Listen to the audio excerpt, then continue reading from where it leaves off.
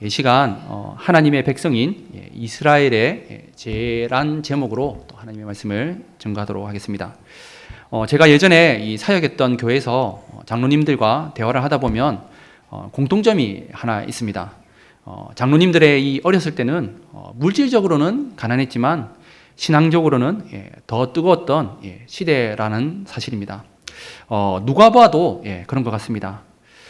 사람이 잘 살게 되면 그 물질적인 부유함으로 하나님을 더 잘 섬기면 좋을 것 같은데 사실 그렇게 살기가 쉽지가 않습니다. 그래서 잠언 30장에도 말씀을 보시면 부하게도 말아달라고 이렇게 강구하는 기도를 볼 수가 있습니다. 배가 불러서 하나님을 모른다. 하나님이 누구냐고 하나님을 잊어버릴 수 있기 때문입니다. 이처럼 보통 되게 물질적으로 풍요하게 되면 이 사람의 죄된 본성으로서 향락과 쾌락을 추구하고 빠지게 됩니다. 오늘날도 그렇고 역사적으로도 많은 나라와 또 수많은 한 사람 한 사람이 그 길을 가는 것을 우리는 볼 수가 있습니다. 오늘 본문은 북이스라엘의 왕 여로보암 2세대의 왕인데 역시 마찬가지입니다. 북이스라엘 왕 여로보암 2세대에 또 이제 보면 물질적 번영이 있었는데 그 뒤에는 하나님을 잊어버리고 빈부간의 갈등과 그로 인한 사회적 모순이 더욱더 생겨나고 당시 성행했던 각종 우상과 또 타락한 문화가 또 이방 나라를 통해서 더 급격히 들어오면서 이 북이스라엘은 영적으로 심하게 부패되는 것을 볼 수가 있습니다. 이제 하나님은 이 멸망 직전인 이 북이스라엘에게 마지막으로 한 번 더 선지자를 보냅니다. 바로 호세아와 오늘 살펴볼 아모스 선지자입니다. 보통 이 선지자 호세아는 이 아모스보다 더 일찍 사역을 시작해서 더 늦게까지 하나님의 말씀을 전한 사역자라고 보고 그 사이에 이 선지자 아모스는 짧게 하나님의 말씀을 전한 것으로 봅니다. 사실 우리는 결론을 알고 있습니다. 호세아와 이 아모스를 보내도 안 되는 사실을 우리는 알고 있습니다. 여기에 하나님의 가슴 아픈 이 애타는 마음이 있습니다. 그 하나님의 애타는 마음을 선지자 아모스는 전합니다. 아모스 1장 2절 말씀입니다. 하나님의 이 애통하는 마음을 생각하면서 함께 읽어보면 좋겠습니다. 아모스 1장 2절 말씀 함께 읽겠습니다. 그가 이르되 여호와께서 시온에서부터 부르짖으며 예루살렘에서부터 소리를 내시리니 목자의 초장이 마르고 갈멜산 꼭대기가 마르리로다. 아멘. 이와 같이 하나님은 이 북이스라엘을 향해 부르짖으며 소리를 내시는데 목자의 이 초장이 마른 것 같다고 이렇게 말하고 있습니다. 목자에게 있어 이 양에게 먹일 풀과 물이 없다는 것은 아주 심각한 상황입니다. 갈멜산 꼭대기까지 마른다는 것은 정말 절망적인 상황입니다. 그 절망적이고 이 아픈 마음이 지금 하나님의 마음이라고 지금 아모스는 전하고 있습니다. 그리고 이제 이 아모스 1장 3절부터 본격적으로 이 하나님의 심판 말씀이 선포됩니다. 선지자 이 아모스는 남유다 출신으로서 북이스라엘에 올라가서 말씀을 전합니다. 예를 들어 우리 남한에서 북한에 이 선교사를 보내면서 북한 사람들이 볼 때 남조선에서 믿음의 사람이 왔다면서 호기심을 가질 겁니다. 그리고 무슨 말을 할지 관심을 가졌을 것입니다. 그리고 지금 이 본문 배경에서 한 가지 더 특징이 있다면 이 아모스는 바로 이 북이스라엘의 죄를 바로 지적하는 것이 아니라 이 북이스라엘의 주변 나라들부터 이 하나님의 심판 말씀을 선포하면서 시작합니다. 아마도 이 처음에 이 아모스의 말씀을 들었던 북이스라엘 사람들은 맞는 말이라면서 호응하면서 환호했을 것입니다. 아모스 1장 3절 말씀을 한번 보시면 조금 순서대로 이렇게 보시면 아람의 이 수도인 다메섹을 선포하는 것을 볼 수가 있고 6절 말씀에서는 가사인데 이 가사는 블레셋 연방 도시들 중에 하나입니다. 그리고 9절 말씀에서는 오늘날 이 레바논인 두로와 그리고 이 11절 말씀에 보면 또 야곱의 쌍둥이 형 에서의 자손인 에돔 그리고 아모스 1장 13절에서 암논 그리고 2장 1절 말씀에서 모압 이 죄를 지적하면서 하나님 심판하실 것을 얘기하고 있습니다. 암몬과 모압은 이 아브라함의 조카 롯의 후손들입니다. 어쨌든 이 모든 나라들이 이 이스라엘 주변에 있으면서 북이스라엘을 괴롭히고 했던 나라들인데, 지금 이 아모스, 남유다에서 온 이 아모스가 북이스라엘 사람들에게 이 주변 나라들에 대한 이 하나님의 심판 말씀을 전합니다. 북이스라엘 백성들은 그 말이 다 옳다면서 신이 나서 수긍했지 않겠습니까? 우리에게 적용한다면 우리 주변에 우리를 좀 괴롭혔던 나라들, 강대국들, 일본, 중국, 러시아까지 이 하나님의 심판 말씀을 이렇게 전해 듣는 것과 아마도 같았을 것입니다. 그런데 여기다가 이 아모스, 남유다에서 왔는데 이 남유다에 대한 심판 말씀도 전합니다. 이 남유다에 대한 심판 말씀은 아모스서 2장 4절 말씀을 보시면 이렇게 나옵니다.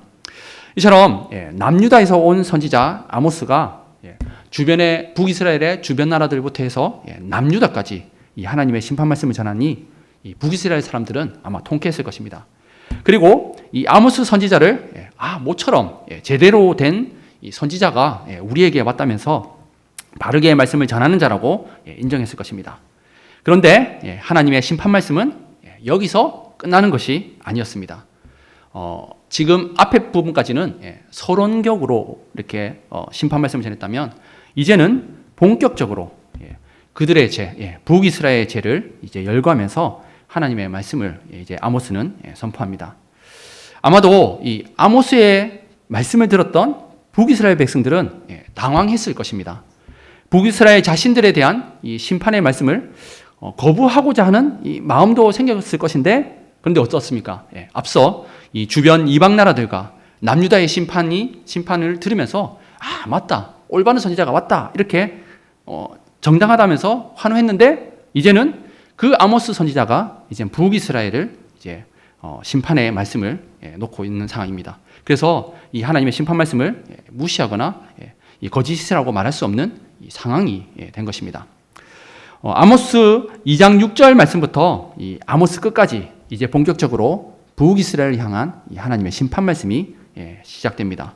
이 아모스는 서너 가지 죄로 인하여라는 이 표현을 북이스라엘도 사용합니다. 지금까지 다른 나라에 사용되었던 이 말을 자기들에게 갑자기 적용되는 순간 가슴이 철렁했을 것입니다. 여기서 첫 번째 하나님의 메시지입니다. 우리 함께 한번 하나님의 메시지를 한번 읽어보도록 하겠습니다. 함께 읽겠습니다. 나의 삶을 하나님의 말씀에 비춰보아야 합니다. 여기서 중요한 포인트는 다른 사람이 아니라 나의 삶을 하나님의 말씀에 비춰보아야 한다는 것입니다. 저도 이렇게 말씀을 전하다 보면 계속 깨닫는 것, 제 자신이 참 말씀대로 살지 못하는 때가 많다는 것을 또 매번 이렇게 깨닫게 됩니다. 어떤 때는 이 예수님을 모른다고 했던 베드로처럼 닭이 울기 전에 예수님을 3번이나 부인했던 이 베드로와 같은 이 마음처럼 너무나 부끄러워서 말씀을 준비하다가 또 이렇게 눈물이 나기 때도 이렇게 있습니다. 그리고 또 말씀을 전하는 이 제가 사역자이지만 부족하고 연약한 한 사람으로서 또 우리 이렇게 사역자들을 좀 국률이 봐주시면 또 좋을 것 같습니다. 그리고 한편 제가 이렇게 말씀을 전하다 보면 어떤 분들이 찾아올 때도 있습니다. 근데 그런 분들을 보통 이렇게 보면 정말 그래도 말씀대로 잘 살아가시는 분이라고 이렇게 생각하는데, 그분하고 대화를 하면 본인은 아니라면서 다시 자신의 삶을 돌아보고 더 거룩한 삶을 살려고 하시는 분들을 만나게 됩니다.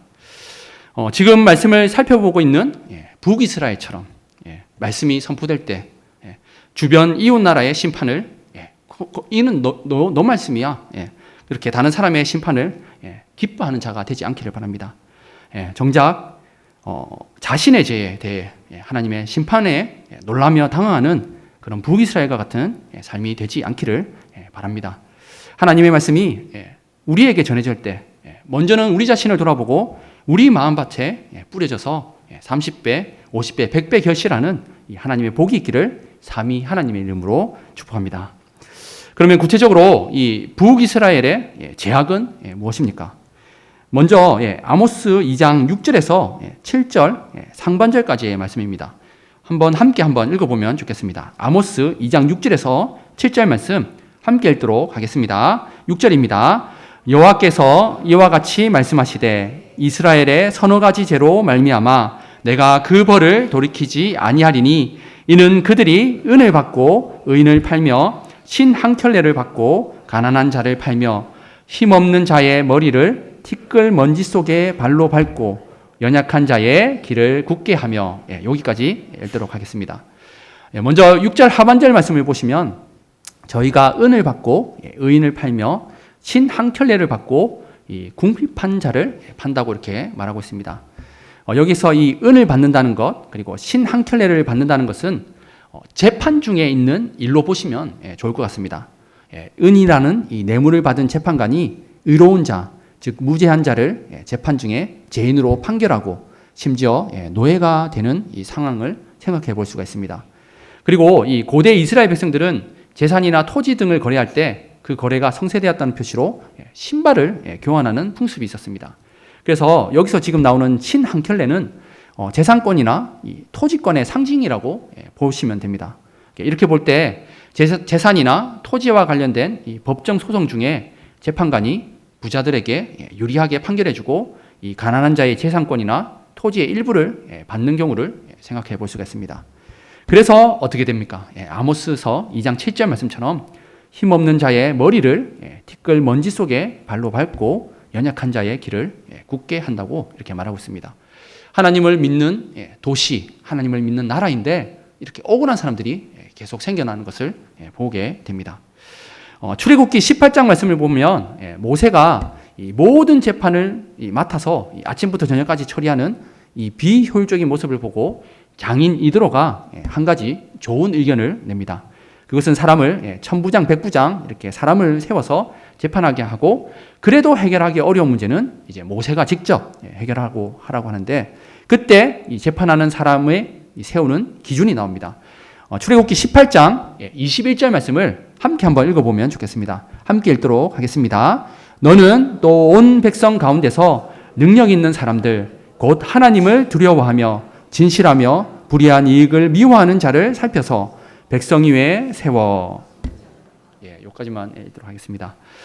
재판하는 사람을 세우는 기준이 하나님을 두려워하며 진실하며 불의한 이익을 미워하는 자인데 지금 북이스라엘은 어떻습니까? 특권층이나 부유층 인사들과 결탁하여서 뇌물을 받고 재판을 그르치며 자신들의 재물을 축적해 나가는 지도자들의 모습인 것을 볼 수가 있습니다. 그 다음으로 이 북이스라엘의 죄는 이 아모스 2장 7절 하반절 말씀에서 8절까지의 이 말씀인데 바로 종교적인 타락입니다. 제가 한번 읽어드리도록 하겠습니다. 2장 7절 하반절 말씀부터입니다. 제가 한번 읽어드리도록 하겠습니다. 아버지와 아들이 한 젊은 여인에게 다녀서 내 거룩한 이름을 더럽히며 모든 제단 옆에서 전당 잡은 옷 위에 누우며 그들의 신전에서 벌금으로 얻은 포도주를 마심이니라. 7절 하반절에서 이 아버지와 아들이 한 젊은 여자에게 다닌다는 것과 그리고 하나님의 거룩한 이름을 더럽힌다는 것을 지금 이 연결해서 연관지어서 지금 말씀하고 있습니다. 이것은 바로 이 바알 우상을 섬기려 갔다가 거기에 바쳐진 여자와 관계를 맺는데 아버지도 그리고 아들도 함께 그렇게 한다는 것입니다. 그리고 여기서 한 가지 더 주목할 사항은 여자에게 다녀서라는 이 말이 미완료 시제로 이렇게 쓰였습니다. 그래서 습관적으로 지금 계속 반복되는 이 제약을 뜻하고 있습니다. 이어지는 이 8절 말씀에서도 주목할 단어는 제단과 신전입니다. 이것은 하나님께 제사를 드리는 장소일 수도 있고 그리고 앞서 살펴본 이 바알 우상을 섬기는 장소일 수도 있습니다. 어쨌든 이 두 상황을 모두 생각해 보더라도 전당 잡은 옷 위에 눕고 벌금으로 얻은 포도주를 마신다는 것은 이 모두 하나님의 거룩한 이름을 더럽히는 행위입니다. 예수님은 이 구약의 율법을 이 하나님 사랑과 이웃 사랑으로 이렇게 요약 압축했습니다. 북이스라엘은 지금 우상을 섬기며 하나님을 사랑하지 못하면서 또 하나님을 사랑하지 못하니까 어떻게 됩니까? 이웃을 세상과 같이 억압하고 착취하는 도구로 지금 이용하고 있습니다. 그래서 하나님의 자녀들, 하나님의 말씀을 이렇게 받은 자들의 삶을 잘 살펴보면 먼저는 하나님 앞에 예배드리는 삶이 가장 우선시 되어야 되는 것을 잘 기억하셨으면 좋겠습니다. 그래서 하나님께서 우리를 어떻게 사랑하는지를 잘 간직하는 것이 우선이고, 그리고 그 하나님의 사랑으로 어떻게 해야 됩니까? 이웃을 사랑하는 이 삶까지 나가야 됩니다. 하나님을 사랑하지 못하는 삶은 반드시 이웃을 사랑하지 못하는 삶과 연결된다는 것을 기억했으면 좋겠습니다. 그리고 오늘 말씀에서도 이렇게 보시면 이 북이스라엘의 제들이 보면 하나님 앞에 우상을 섬기고 하나님 앞에 예배를 잘 드리지 못하는 삶, 그렇기 때문에 또 역시 마찬가지로 보면 이웃을 억압하고 착취하는 삶까지 이렇게 나가는 것을 볼 수가 있습니다. 지금까지 이 아모스 2장 6절에서 8절 말씀까지 북이스라엘의 이 죄악들을 구체적으로 언급했습니다. 그리고 13절부터 이 언급될 하나님의 무서운 심판의 말씀이 있는데, 그 전에 9절에서 11절까지 말씀을 보시면 하나님께서 이스라엘에게 베풀어 주신 사랑을 다시 한번 이 아모스가 상기시켜 줍니다. 여기서 이 하나님의 메시지 두 번째입니다. 하나님의 메시지 두 번째, 우리 함께 한번 읽도록 하겠습니다. 나의 삶을 계속 하나님의 사랑으로 채워야 합니다. 그리고 이 하나님의 사랑을 채운다는 것은 다른 것이 아니라 먼저는 하나님께서 우리에게 주신 말씀, 이 말씀 가운데서 하나님께서 우리 사람을, 하나님의 형상을 지은 사람을 어떻게 살았는지를 깨닫고, 또 기도 가운데, 또 예배 가운데 우리가 계속 하나님과 교제할 때 그 하나님의 사랑을 알 수가 있습니다. 어쨌든 지금 이 이스라엘에게 하나님의 사랑은 어떤 것입니까? 하나님께서 이스라엘 백성들로 하여금 가나안 사람들을 물리치게 하시고 그들에게 이 약속의 땅을 차지하도록 하셨습니다. 하나님께서 이스라엘 백성들을 애굽 땅에서 인도하여 내시고 그들을 광야에서 40년 동안 인도해 주셨습니다. 그리고 이스라엘 백성 중에서 선지자들과 이 나실인들을 택하셔서 그들을 통하여서 계속적으로 영적인 도움을 얻도록 배려해 주시고 또 하나님의 자녀로서 살아갈 수 있도록 이렇게 해주셨습니다. 이처럼 아모스는 이 북이스라엘 백성들의 이 죄악을 열거하고 그에 대한 하나님의 심판 말씀을 말할 수밖에 없는 시점에서도 먼저 무엇을 얘기합니까? 한결같이 이스라엘을 사랑하신 이 하나님을 돌아보게 하면서 그 사랑에 합당한 이 회개를 하도록 권유하고 있습니다. 그래서 하나님의 사랑을 알고 다시 하나님께 돌아오는 것을 먼저 이렇게 말하고 있습니다. 그러나 가슴 아프게도 북이스라엘은 더 악하게 반응을 합니다. 아모스 2장 12절 말씀입니다. 2장 12절 말씀 제가 한번 읽어드리도록 하겠습니다. 그러나 너희가 나시엘 사람으로 포도주를 마시게 하며 또 선지자에게 명령하여 예언하지 말라 하였느니라. 결국 나시엘인과 선지자가 없는 북이스라엘은 이 악순환이 반복되면서 하나님의 심판만이 남게 됩니다. 하나님의 심판은 한마디로 2장 13절 말씀과 같습니다. 13절 말씀 함께 한번 읽어보도록 하겠습니다. 함께 읽겠습니다. 보라, 곡식단을 가득히 실은 수레가 흙을 누름같이 내가 너희를 누르리니. 이 하나님의 심판이 초래하는 이 고통이 얼마나 큰지를 묘사하기 위해서 이 곡식단을 가득 실은 그 수레로 이렇게 지금 비유하고 있습니다. 무거운 곡식단을 실은 수레가 땅에 쌓여 있는 이 흙덩이를 이렇게 부수면서 선명한 바퀴 자국을 남기며 이 지나가는 모습을 본 자들이라면 이 북이스라엘에게 임할 이 하나님의 심판이 얼마나 고통스러울지 상상이 될 것입니다.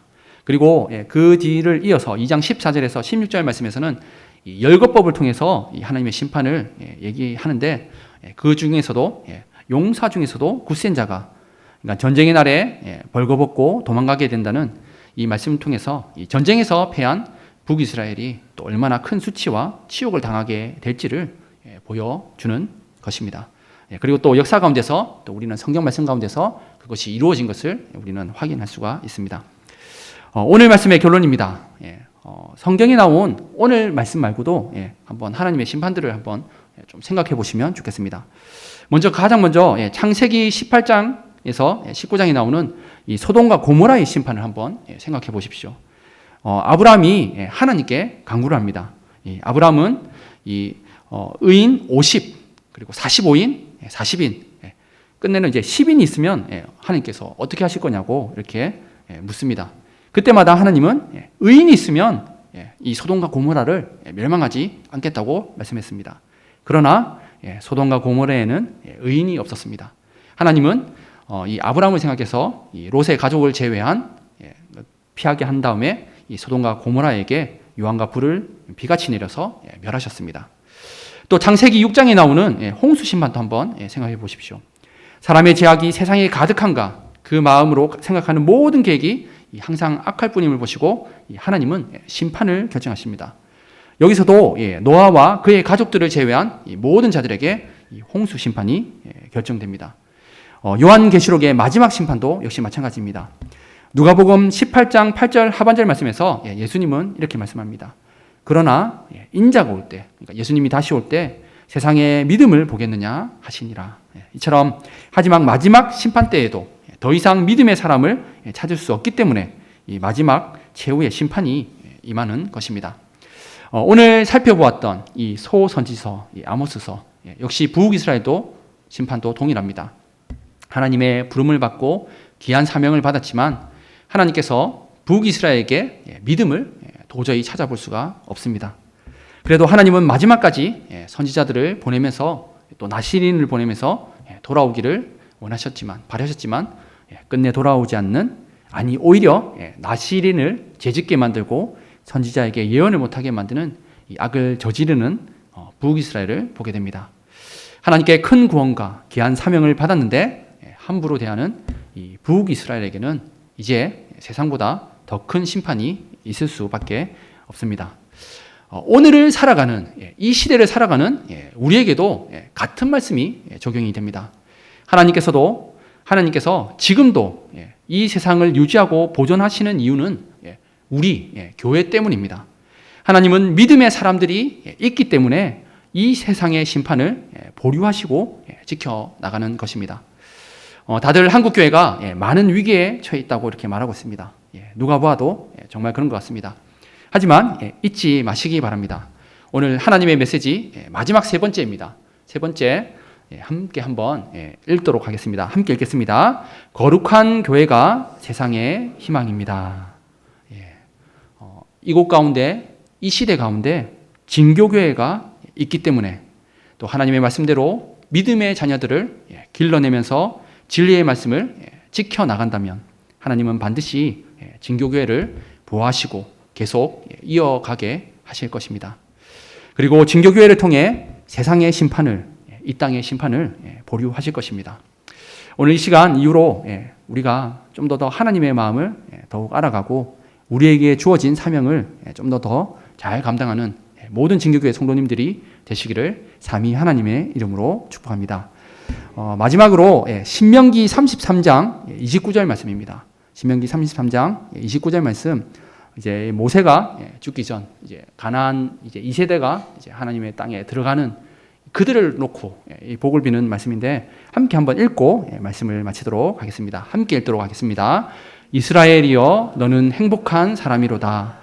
여호와의 구원을 너같이 얻은 백성이 누구냐? 그를 너를 돕는 방패시오 내 영광의 칼이시로다. 내 대적이 내게 복종하리니 내가 그들의 높은 곳을 밟으리로다. 아멘.